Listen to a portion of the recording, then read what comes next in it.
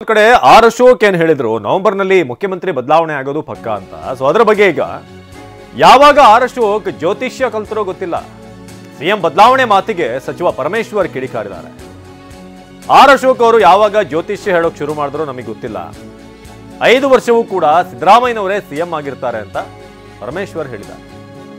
ಸಿಎಂರನ್ನ ಆಯ್ಕೆ ಮಾಡಿದಾಗ ಅವಧಿ ನಿಗದಿ ಮಾಡಿಲ್ಲ, ಏನೇ ಪವರ್ ಶೇರಿಂಗ್ ಬಗ್ಗೆ ಏನು ಮಾತುಕತೆ ಆಗಿಲ್ಲ ಅಂತ ಹೇಳಿದ್ದಾರೆ. ನಾವೆಲ್ಲರೂ ಕೂಡ ಸೇರಿ ಅವರನ್ನ ಆಯ್ಕೆ ಮಾಡಿದ್ದೇವೆ, ಮುಂದಿನ 5 ವರ್ಷ ಅವರೇ ಸಿಎಂ ಆಗಿರ್ತಾರೆ ಅಂತ ಗೃಹ ಸಚಿವರು ಹೇಳಿರೋದು ಬಹಳ ಮುಖ್ಯವಾಗಿರುವಂತ ವಿಚಾರ ಇದೆ. ಅವತ್ತು ವಿಜಿಲ್ ಬರ್ತೈತೆ, ಮ್ಯೂಸಿಕಲ್ ಚೇರಲ್ಲಿ ವಿಜಿಲ್ ಹಾಕಿದಾಗ ಟಕ್ ಅಂತ ಕೂತ್ಕೊಂಡ್ಬಿಡ್ಬೇಕು. ಆಗಲೇ ಡಿ ಕೆ ಶಿವಕುಮಾರ್ ಒದ್ದು ಕಿತ್ಕೊಂತೀನಿ ಅಂತ ಅಸೆಂಬ್ಲಿಯಲ್ಲಿ ನನ್ನ ಮುಂದೆನೇ ಹೇಳಿದ್ದಾರೆ. ನಾನೇ ಅದಕ್ಕೆ ರಿಯಾಕ್ಟ್ ಮಾಡಿದ್ದೀನಿ, ಯಾವಾಗ ಒದ್ದು ಕಿತ್ಕೊಂತಿದ್ದು. ಅದಕ್ಕೆ ನವಂಬರ್ ಮೋಸ್ಟ್ಲಿ 15 ಅಥವಾ 16 ಇರಬೇಕು.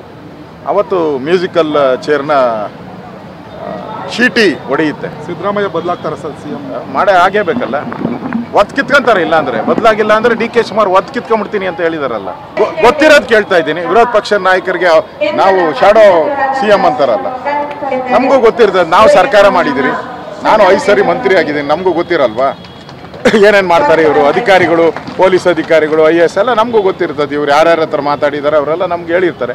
ಡಿ ಕೆ ಯಾರ ಹತ್ರ ಮಾತಾಡಿದ್ದಾರೆ, ಸಿದ್ದರಾಮಯ್ಯ ಯಾರ ಹತ್ರ ಮಾತಾಡಿದ್ದಾರೆ, ಅವರೆಲ್ಲ ನಮ್ಗೆ ಹೇಳ್ತಾರೆ. ಹೇಳಿರೋ ಪ್ರಕಾರ ನಿಖರವಾಗಿ ನಾನು ಹೇಳ್ತಾ ಇದ್ದೀನಿ. 15 ಅಥವಾ 16 ಅವತ್ತೇ ನಾನು ಅಮಾಸೆ ಪೌರ್ಣಮಿ ಇದ್ದರೆ ತಗೊಳಲ್ಲ, ಇಲ್ಲ ಅಂದರೆ 15, 16 fix date, guarantee transfer, musical chair transfer ಆಗೋದು ಗ್ಯಾರಂಟಿ. ಅವ್ರು ಯಾವಾಗ ಜ್ಯೋತಿಷ್ಯ ಕಲ್ತ್ಕೊಂಡಿದ್ರೋ ಗೊತ್ತಿಲ್ಲ ನನಗೆ. ಆದರೆ ಅಂಥ ಯಾವುದೇ ಬೆಳವಣಿಗೆ ಇಲ್ಲ. ಮುಖ್ಯಮಂತ್ರಿಗಳು 5 ವರ್ಷವೂ ಕೂಡ ಅವರೇ ಇರ್ತಾರೆ ಅಂಥೇಳಿ ನಾವೆಲ್ಲ ಅಂದ್ಕೊಂಡಿದ್ದೇವೆ. ಅವರನ್ನು ಆಯ್ಕೆ ಮಾಡಿದಾಗ ಸಮಯ ನಿಗದಿ ಮಾಡಲಿಲ್ಲ. ನಾವೆಲ್ಲ ಅವರಿಗೆ ಆಯ್ಕೆ ಮಾಡಿದ್ರು, CLPಯಲ್ಲಿ ಆಯ್ಕೆ ಆಯಿತು, ಮತ ಹಾಕಿದರು. ಆ ಸಂದರ್ಭದಲ್ಲಿ ಅವರನ್ನು ಆಯ್ಕೆ ಮಾಡಿದ ಮೇಲೆ ಅವರನ್ನು CLP ನಾಯಕರು ಅಂತ ಘೋಷಣೆ ಮಾಡಿದರು. ಅದು ವಿತ್ ದಿ ಹೈಕಮಾಂಡ್ಸ್ ನಾಲೆಡ್ಜ್ ಅವರೇ ಮಾಡಿದ್ದು. ಆ ಸಂದರ್ಭದಲ್ಲಿ ಇವರು ಬರೀ 2.5 ವರ್ಷ ಇರ್ತಾರೆ, ಆಮೇಲೆ ಇನ್ನೇನೋ ಯೋಚನೆ ಮಾಡೋಣ ನಾವು ಮುಂದಕ್ಕೆ ಅಂತ ಏನು ಹೇಳಿಲ್ಲ.